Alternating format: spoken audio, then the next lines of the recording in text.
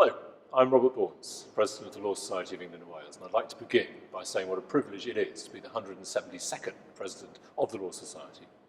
An interesting time to pick up the baton. The country and our profession are facing one of the most significant periods of change in our recent history. Uncoupling from the EU in the wake of the referendum will have an enormous effect on all parts of the country, and solicitors have a central role in working with government and with our clients to make the very best of it. Many of our 166,000 members and 10,000 firms will be engaged in work to inform the transition following the recent referendum. These are going to be testing times, but I want, as I begin my presidency, to stress that the Law Society will work tirelessly with you to ensure the right information, support and public voice is given for our members. Events are moving fast in the political world. We're not yet clear whether or when Article 50 will be invoked, and that process comes against the background of a country divided in its opinion over the referendum. Against this backdrop, it's vital that institutions such as the Law Society provide a calm and confident voice, bringing together expertise within the profession to tackle these challenges. Some members will be feeling anxious about their rights, about what the future will hold in terms of their working lives, about freedom of movement, about investment and trading, environment for their businesses or corporations. As a profession, we have many colleagues who rely on access to the single market to ensure their livelihoods in whole or in part. We're also aware that some 200 foreign law firms have offices in London. So an important part of my presidency will be supporting all of our profession through a period of transition to make the most of all opportunities, notwithstanding the challenges. I'll be working hard to promote our jurisdiction as the jurisdiction of choice around the world to ensure the reputation of our solicitor profession is maintained and reinforced.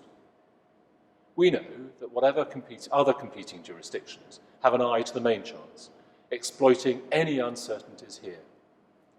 Over the next 12 months, I have several key focuses. Central to everything I do, I will be supporting solicitors. We'll launch a campaign called Pride in the Profession. We'll be promoting your work, your contributions to your communities, your expertise.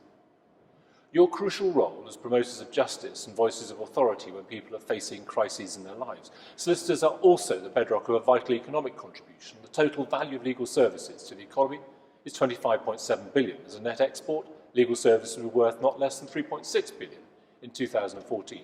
This profession has created a substantial part of the network of provision across England and Wales and beyond, the infrastructure of civil justice. A key part of my presidency will be to tell your stories, promoting our members' case studies and examples of best practice, so that decision makers and the public know more about your vital contribution, not just to the UK's bottom line, but to our communities and wider society.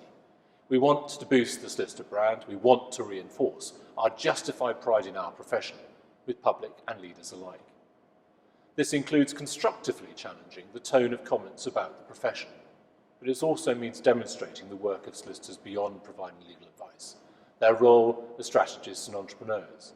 I also want to show the importance of small and medium-sized firms, what they bring to their communities and the justice system. Many of our members give a lot of free time. They sit on charities as trustees. They bring their expertise to bear in a whole range of important situations. And of course, they do hours of pro bono work. Celebrating this contribution is one of the things I'll be doing, but the Law Society also has an important role in terms of its activities around National Pro Bono Week and beyond. And we have our pro bono toolkit for law firms. We celebrate and promote and support in equal measure. At the heart of my concerns in the coming year will be something that has been a passion throughout much of my working life. I want to see people of all backgrounds who have the desire and the ability to develop a career in the law, given the skills they need and will need to succeed. When you hold a mirror up to our profession, the reflection should be that of the society and communities we represent and of which we are part. Background, ethnicity, sexual orientation and gender should be no bar to a career in the law.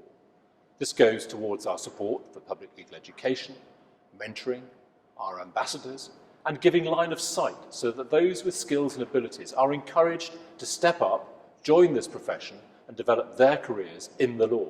As someone said, we must send the lift down after us. So throughout the next year, I'll be promoting fair recruitment practices, encouraging law firms to adopt practices to secure equal pay, championing personal career development issues to provide solicitors with the tools to overcome lack of confidence and other barriers, including self-imposed limits on aspiration. And I'll be working with firms across the country, including the city, to make sure that social mobility is seen as a priority across our profession, capitalising on the many examples of excellent practice to be found across England and Wales. Part of this will be about increasing visibility of our sections and divisions, including LGBT, junior lawyers, women lawyers, ethnic minority lawyers, in-house, lawyers with disabilities, and more besides. I know many firms and many solicitors across England and Wales are committed to furthering these aims already, and I want to celebrate and support their work. Representing solicitors at the heart of any presidential year, I'll be campaigning to protect justice for all. I'll speak up for our members on issues that impact on the solicitor's profession, and I'll work to support efforts to ensure regulation supports members to compete and innovate in England and Wales and around the world. In my presidential year, I'll also be campaigning to ensure human rights are not eroded, and I'll be working for a strong, independent legal profession. A key part of my role will be engaging, along with the Chief Executive and her team, with the main stakeholders of the justice system in England, Wales, and internationally. I'm also planning to chair a series of thought leadership events to promote further the Law Society's authoritative voice on legal and justice issues. And in the wake of the referendum, we'll be holding events with our members, importantly including those working in-house in some of the businesses most affected, to discuss the impact of any changes as they emerge.